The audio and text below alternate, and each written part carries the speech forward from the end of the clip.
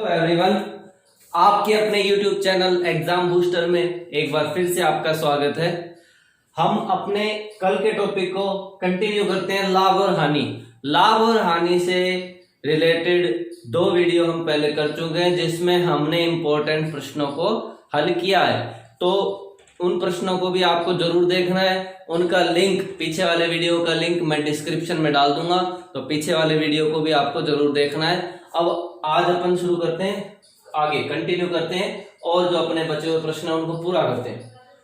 देखो, किसी वस्तु का विक्रय मूल्य इसके क्रय मूल्य का 4/3 गुना है, तो लाभ प्रतिशत कितना होगा? तो पहले तो मैं इसको गणितीय रूप में करके दिखाऊंगा आपको। इसको कैसे हल करेंगे? गणितीय रूप में ऐसे करेंगे, माना कि क्रय मूल्य क्या है, इसका x है, क्रय मूल्य x है, तो विक्रय मूल्य इसका 4/3 गुना यानी कि 4/3x हो गया क्रय मूल्य है, और ये विक्रय मूल्य है। चूंकि विक्रय मूल्य ज्यादा है इसका मतलब लाभ हुआ है। कितने का लाभ हुआ है घटा के देख सकते हैं हम। लाभ हुआ है 4/3x में से 1x घटा दिया, इसको लघुत्तम ले, x के बटे में 1 मान के लघुत्तम लेंगे 3, ये आ जाएगा 3 के बटे में एक बार 4x माइनस 1 को 3 से गुणा 3 को x से गुणा किया 3x, यानी कि x 4x में से 3x गया 1x बटे 3, तो ये आएगा लाभ। ये तो क्या आ गया लाभ। अब लाभ का प्रतिशत कैसे निकालेंगे? लाभ प्रतिशत निकालेंगे जितना भी लाभ हुआ है, ये लाभ हुआ है x/3, जितना भी क्रय मूल्य है, क्रय मूल्य कितना है बटे में x गुणा 100, ठीक है। इसको हल करके x से x कट जाएगा, तो ये उत्तर आएगा 1/3 और गुणा में 100। इसको हल करेंगे तो आएगा 33 सही 1/3%, ठीक है। ये तो सामान्य गणितीय भाषा में किया हमने, जबकि क्रय मूल्य x जैसा 9वीं 10वीं कक्षाओं में करते हैं लाभ निकाल। लेकिन अगर हमें कंपटीशन में इस सवाल को करना है तो हमें ट्रिक से करना होगा, ताकि हम सवाल जल्दी कर सकें और ज्यादा से ज्यादा सवालों को कर सकें। जब भी हमें विक्रय मूल्य क्रय मूल्य का 4/3 गुणा दिया हुआ है, तब हमें क्या करना है? यदि विक्रय x/y गुणा है तो x और y, यदि 4/3 x ऊपर वाला और y नीचे वाला, यानी कि अंश तो x है और हर y है, अंश x है और हर y है। अगर अंश हर से बड़ा है, यानी कि ऊपर वाली संख्या नीचे वाली संख्या से बड़ी है, तब तो लाभ प्रतिशत होगा। अगर हर बड़ा होता है अंश से, यानी कि नीचे वाली संख्या बड़ी है ऊपर वाली संख्या से, तब हानि होती है, ठीक है। सवाल को समझो, वस्तु का विक्रय मूल्य क्रय मूल्य का 4/3, ठीक है।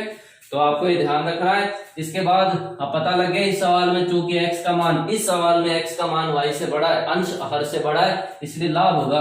और लाभ प्रतिशत कितना होगा? इसी सवाल को मैं इस ट्रिक से हल करता हूं।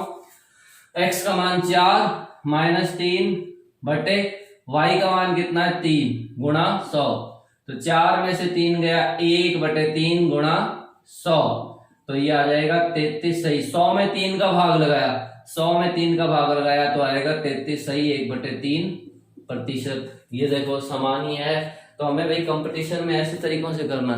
तो मैंने शॉर्ट ट्रिक इसीलिए बनाई है ताकि जितने भी अभ्यर्थी हैं जो परीक्षाएं देंगे आगामी, उनको शॉर्ट ट्रिक्स का ज्यादा से ज्यादा लाभ हो सके और वो गणितीय सवालों को ज्यादा हल कर सके, ठीक है।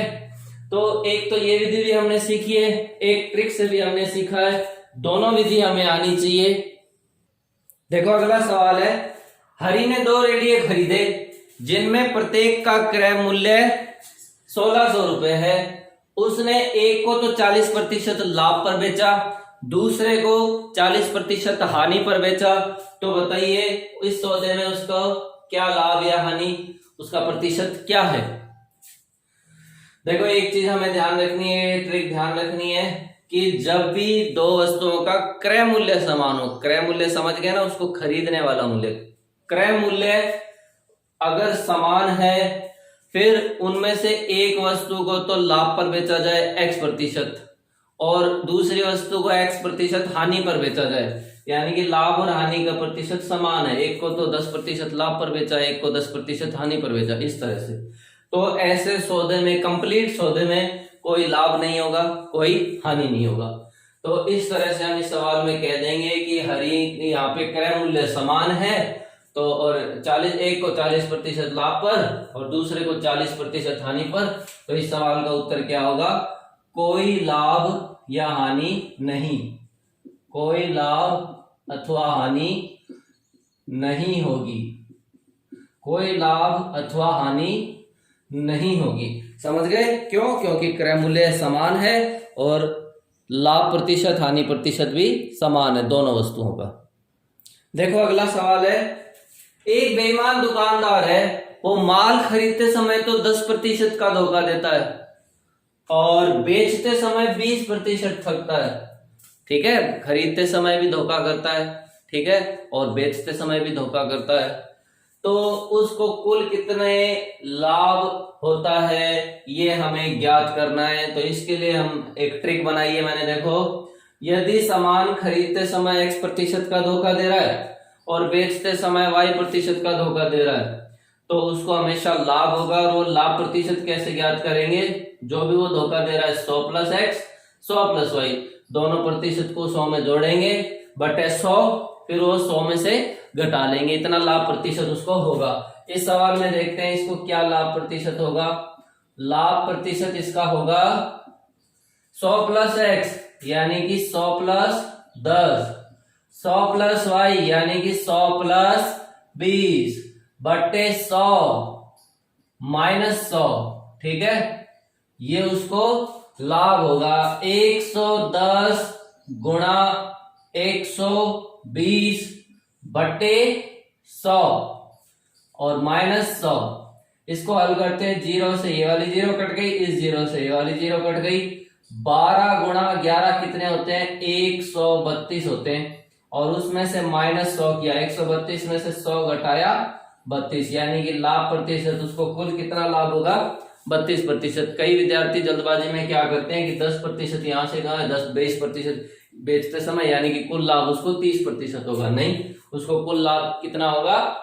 32%, क्योंकि खरीदते समय उसने 10% का मुनाफा पहले ही कमा लिया, यानी कि उसको वो वस्तु 100 रुपए की न पड़ के 90 रुपए की पड़ी।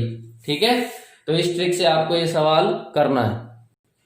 इसी तरह का एक और सवाल है, एक दुकानदार अपने सामान को क्रय मूल्य पर ही बेचने का दावा कर रहा है, यानी कि वो कह रहा है मैंने जितने में खरीदा उतने में ही बेच रहा हूं, लेकिन 1 किलोग्राम वाट के स्थान पर 1 किलोग्राम वाट आते हैं ना, तराजू में तोलते हैं, 1 किलोग्राम वाट के स्थान पर 800 ग्राम वाट का प्रयोग करता है।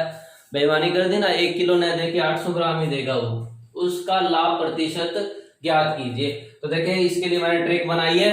यदि 1 ग्राम वाट के स्थान पर 20 ग्राम, ठीक है, 1 ग्राम वाट के स्थान पर 20 ग्राम वाट का प्रयोग करें तो उसका लाभ या हानि प्रतिशत क्या होगा?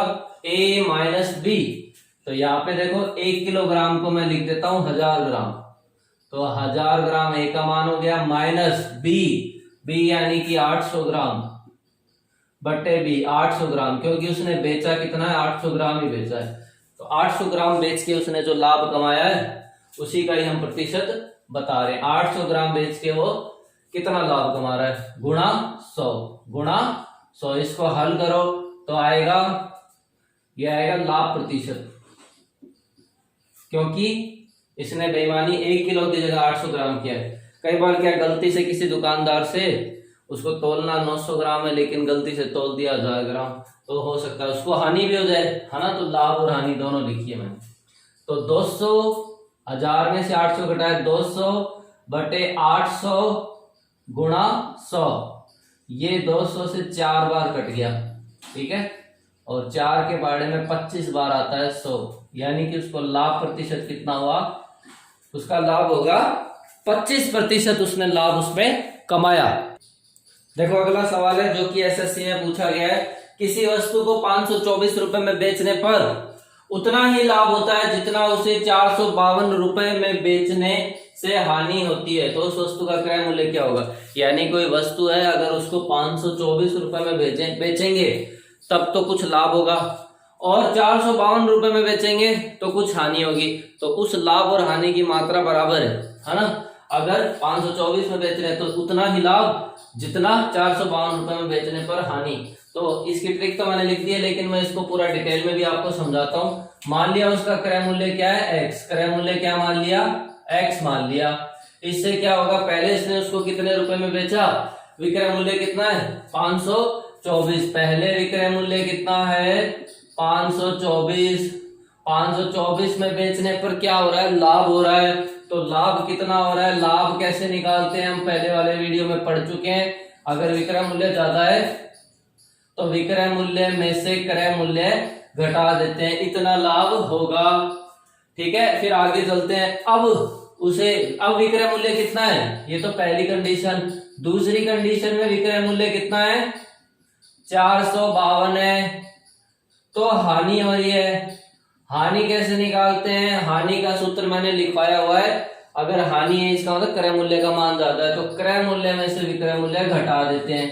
तो x में से 452 घटा दिया। ठीक है, ये लाभ है कब, जब विक्रय मूल्य इतना है। इसमें कह रहा है हानि है जब विक्रय मूल्य 452 है। अब हमें सवाल में कह रहा है कि उतना ही लाभ, ये लाभ और हानि क्या है, बराबर है। कहने का मतलब 524 माइनस एक्स बराबर x माइनस 452। ठीक है, तो देखो इस माइनस एक्स को उधर ले गए, इस माइनस 452 को इधर ले गए, 524 और ये माइनस 452 इधर आके क्या हो गया प्लस 452, ये x उधर जाके क्या हो गया प्लस का x, तो ये हो गया 524 प्लस 452 बराबर 2x। अब ये 2 गुणा में है, ये बट्टे में आ जाएगा, यानी कि 524 और 452 को जोड़ दो, जोड़कर कितना आता है 2 4 6, 5 और 2 7, 4 और 5 9, और ये 2 बटे में आ जाएगा, ये x का मान आ जाएगा। और x किसको माना है हमने, क्रय मूल्य को। तो इसमें 2 का भाग लगा देंगे तो क्रय मूल्य कितना आ जाएगा 2 चौक 8, 1 2 8 16, 1 488 रुपए, यानी कि सी ऑप्शन। अब मैंने इसके लिए एक ट्रिक बना दी। आपको ऐसा कोई सवाल आ जाए तो इतना समय नहीं लगाना। यदि हमें ऐसे कह रहा है कि x रुपए में बेचने से उतने ही रुपए का लाभ हो रहा है जितना कि उसे y रुपए में बेचने से हानि हो रही है, तो उस वस्तु का क्रय मूल्य क्या होगा x प्लस वाई बटे 2। तो इस सवाल में x का मान है 524, तो क्रय मूल्य हो जाएगा 524 प्लस विक्रय मूल्य उस 524 और y का मान कितना हो जाएगा 452 बटे 2। तो इसको जोड़ के देखो यही चीज बन गई, इसको हल करके आ जाएगा 488 रुपए। तो आप देख लो ट्रिक शॉर्ट है। ठीक है, या योग एक्स वाई का औसत भी निकाला है, वो वाली संख्या जो क्रय मूल्य 452 और 524 के बीच की संख्या है। 488 से जितना 452 कम है ना, उतना ही 488 से 524 ज्यादा है। तो उम्मीद है ये ट्रिक भी आपको बहुत अच्छे से समझ आ गई होगी। देखो नेक्स्ट क्वेश्चन है जो आरआरबी में पूछा गया है, 12 वस्तुओं का क्रय मूल्य 9 वस्तुओं के विक्रय मूल्य के बराबर है, तो लाभ प्रतिशत ज्ञात करें। इससे संबंधित ट्रिक इससे में ऐसे ही क्वेश्चन मैंने पीछे वीडियो में खूब कराए हैं, मैं सीधा ही हल कर देता हूँ। मुझे ट्रिक याद है, आपको भी उम्मीद है आपने इस वीडियो को पॉज करके सवाल का उत्तर निकाल भी लिया होगा। देखो मैंने इसकी ट्रिक बता रखी है। बाद वाला जो विक्रय मूल्य है 12 माइनस 9 बटे 9 गुणा 100, तो हो जाएगा 3 बटे 9 गुणा 100। 3 के बारे में 3 बार आता है, 100 में 3 का भाग लगाया 33 सही 1/3%। ये इसका उत्तर है।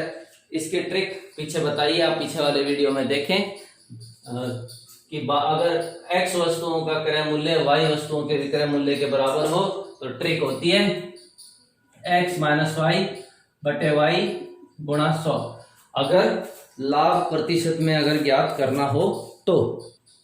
देखो नेक्स्ट सवाल है, एक व्यक्ति एक मेज और एक कुर्सी को 2000 रुपए में खरीदता है। उसने मेज 20% लाभ और कुर्सी को 30% लाभ पर बेचा। इस प्रकार कुल सौदे में उसको 23% का लाभ हुआ।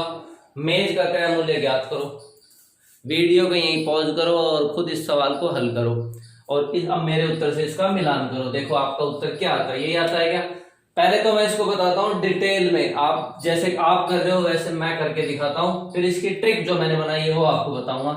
देखो क्रय मूल्य कितना है उसका, दोनों का मिला के क्रय मूल्य दोनों का, किसका, कुर्सी प्लस मेज, क्रय मूल्य कितना है 2000 रुपए, ठीक है 2000 रुपए उसका क्रय मूल्य है। अब उसने कहा मेज 20%, अब हमें ये नहीं पता कुर्सी कितने में खरीदी, मेज कितने में खरीदी, हमसे तो बल्कि सवाल में पूछा ये गया है कि मेज को कितने में खरीदा गया है। तो हम मान लेते हैं मेज x रुपए में खरीदी गई है, मेज कितने में x रुपए में खरीदी गई है, कुर्सी कितने में, अब y नहीं बोलना, कई बच्चे बोल रहे होंगे y नहीं, क्योंकि दोनों का मूल्य 2000 है, तो ये x है तो ये 2000 माइनस x हो गई, है ना। दोनों का कंबाइंड मूल्य 2000 है, जैसे दोनों मिलके 2000 में खरीदी। अगर मान लो मेज 1500 में खरीदी तो कुर्सी कितने में खरीदी 500 में से, जाहिर सी बात 2000 में से 500 घटा दिए, ठीक है 1500, इस तरह से।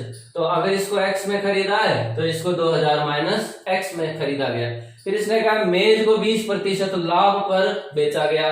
तो यानी कि मैंने आपको सिखा रखा है, जब हमें क्रय मूल्य पता हो, मेज का क्रय मूल्य पता हो और हमें लाभ प्रतिशत दे रखा हो, तो विक्रय मूल्य कितना हो जाएगा, ये तो है इनके क्रय मूल्य, तो विक्रय मूल्य कितने हो जाएंगे 20% ना, x मैंने बता रखा है 100 प्लस 20 यानी कि 120, सीधा ही हल कर देते हैं, x का 120%, x का 120%, ठीक है। इसका विक्रय मूल्य कितना हो जाएगा, इसका विक्रय मूल्य हो जाएगा 2000 माइनस x, इसका क्योंकि इसको 30% लाभ पर बेचा गया है तो इसका हो जाएगा 130%, यानी कि 130/100। तो यानी कि मेज को अगर x रुपए में खरीदा गया है तो इतने रुपए में बेचा गया है, क्यों, क्योंकि 20% लाभ है। कुर्सी को अगर 2000 माइनस x रुपए में खरीदा गया है तो उसको 30% लाभ यानी कि 2000 माइनस x, तो 130/100, ठीक है। अब हमें कहा है कि इसे कुल सौदे में 23% का लाभ हुआ, तो पहले मैं ज्ञात कर लेता हूं कुल विक्रय मूल्य कितना हुआ, दोनों का कुल विक्रय मूल्य, यानी कि मेज और कुर्सी दोनों का मूल्य कितना हो जाएगा, ये तो है 120x/100 प्लस ये कितना है 130 को 2000 से गुणा करो, 13 दूनी 26, 3 जीरो यहाँ है, 1 जीरो और है, 1 2 3 जीरो तो 1 जीरो और 130 को इससे किया माइनस 130x/100।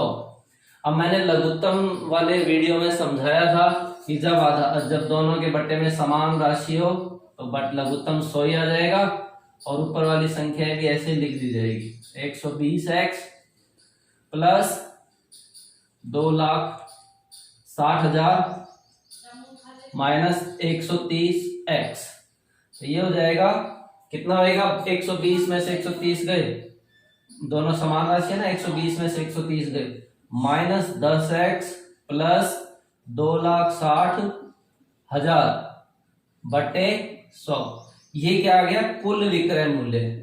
सभी ने ऐसे ही किया होगा, ये क्या आ गया कुल विक्रय मूल्य आ गया, माइनस 10x प्लस 2,60,000/100। अब हमें तो कह रहा है कि इस प्रकार से कुल 23% लाभ हुआ है। अब तो 2000 का 23% यानी कि दोनों को मिला के क्रय मूल्य 2000 में ही तो था उसका, और लाभ बता रहा है 23%, तो 2000 का 123% निकाल लेते हैं, इससे हमें विक्रय मूल्य ज्ञात हो जाएगा 123%, ठीक है। 2000 में खरीदा है, 23% लाभ कमा के बेचा है कुल, तो यानी कि हम कुल कितने रुपए में बेचा गया है वो हम ज्ञात कर लेते हैं। तो ये आएगा 200 कट गए, 246, 2460 रुपए, ठीक है। ये उसको बेचा गया विक्रय मूल्य दोनों को। ये किसका विक्रय मूल्य है, दोनों का, क्यों, क्योंकि 2000 किसका क्रय मूल्य है, मेज और कुर्सी दोनों का, तो मेज और कुर्सी दोनों का विक्रय मूल्य कितना हुआ 23% लाभ कमा के कितना हुआ 2460 रुपए। लेकिन हमारा तो कुल विक्रय मूल्य ये आ रहा है, इसका मतलब इन दोनों की हमें तुलना करनी पड़ेगी, है ना। तो दोनों की तुलना करते हैं तो हो जाएगा, तुलना करने पर आएगा माइनस 10x प्लस 2,60,000/100 बराबर 2460 रुपए, ठीक है।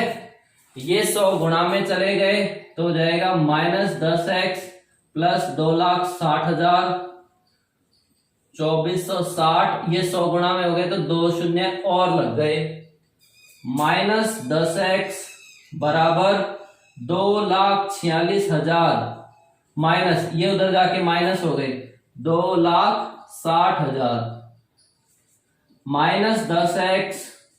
अब बताओ 2,46,000 में से 2,60,000 घटाए तो माइनस 14,000, दोनों तरफ माइनस से माइनस कैंसिल कर दिया। x बराबर ये 10 कहां चला गया, 14,000 के बट्टे में चला गया, ये और 0 से 0 कट गया। x बराबर कितना आ गया, 1400 रुपए। x किसको माना है, मेज का क्रय मूल्य, और हमसे सवाल में भी मेज का क्रय मूल्य पूछा गया है, तो इसका उत्तर हो जाएगा 3। ठीक है, ये डिटेल विधि से किया है हमने मेज का। एक बार दोबारा से शॉर्ट में जल्दी से समझ लो। कुर्सी और मेज दोनों का मिला के क्रय मूल्य था 2,000 रुपए। हमें नहीं पता था कुर्सी कितने में खरीदी गई है, मेज कितने में खरीदी गई है। हमने मान लिया मेज को खरीदा गया x में, तो कुर्सी कितने की हो गई, 2,000 माइनस x। फिर इसने कहा है कि मेज को 20% लाभ पर, तो यानी कि जब x में खरीदी गई है तो बेची कितने में गई होगी, 20% लाभ कमा के, तो ये हो जाएगा x 120/100। कुर्सी 2,000 माइनस x में खरीदी गई है, 30% लाभ पर बेची गई है, तो 130% निकाल देंगे, यानी कि उसका विक्रय मूल्य। मैंने ये पहले बता दिया है कि अगर क्रय मूल्य दिया हो, लाभ प्रतिशत दिया हो, तो विक्रय मूल्य कैसे निकालते हैं, तो 130/100। अब दोनों का ये कुर्सी तो कुर्सी इतने में बेची गई, मेज इतने में बेची गई, दोनों का कुल विक्रय मूल्य कितना हुआ, दोनों को जोड़ दिया, इतना आ गया। लेकिन हमें सवाल में ये कहा गया है कि दोनों को एक साथ कंबाइंड रूप में लाभ हो रहा है 23% का, और दोनों कंबाइंड खरीदी गई है 2,000 में, तो 2,000 का 23% निकाल के विक्रय मूल्य कितना आ गया, 2,460 रुपए। ये भी उन दोनों का विक्रय मूल्य, ये भी उन्हीं दोनों का विक्रय मूल्य, दोनों को तुलना कर दी, हल करके x का मान आ गया। ठीक है, अब ये तो है डिटेल से आपको समझने के लिए। अब मैंने इसकी एक ट्रिक भी बना रखी है आपके लिए। ट्रिक से देखो इस सवाल को हम कैसे जल्दी से शीघ्र हल करेंगे। देखो कंपटीशन में शॉर्ट में कैसे हल करेंगे, एक तरफ लिखते हैं मेज, एक तरफ लिखते हैं कुर्सी, एक तरफ मेज एक तरफ कुर्सी। मेज पे कितना लाभ है, 20% का, ठीक है, और कुर्सी पे कितना लाभ कमाया, 30% का, ठीक है। 20% मेज पे लाभ, 30% कुर्सी पे लाभ, और कंबाइंड लाभ कितना है, 23%, यानी कि इसको 20% बेचने के बावजूद भी कंबाइंड लाभ दोनों पे मिला के 23 का हो रहा है। ठीक है, ठीक है, कितने का अंतर आ रहा है, 20 और 3, यानी कि 3%। यहां प्रतिशत में नहीं चल रहा है कुछ भी, ध्यान रहे। मैं सीधा मेज और कुर्सी का अनुपात निकाल देंगे हम, मेज और कुर्सी का अनुपात, इसको अनुपात समानुपात की ट्रिक से हम हल कर देंगे। ये देखो कुर्सी पे 30 का लाभ कमाया गया है, और ओवरऑल लाभ दोनों पे कंबाइंड लाभ 23 का है। कितने का अंतर हुआ, 7 का अंतर हुआ। तो देखो मेज और कुर्सी का अनुपात, क्रय मूल्य का अनुपात कितना आ गया, 7:3। कैसे किया, मेज 20% लाभ पे बेची गई, कुर्सी 30%, दोनों पे कंबाइंड 23% का लाभ हुआ। 20 और 23 में कितने का अंतर है, 3 का। 30 और 23 में कितने का अंतर है, 7 का।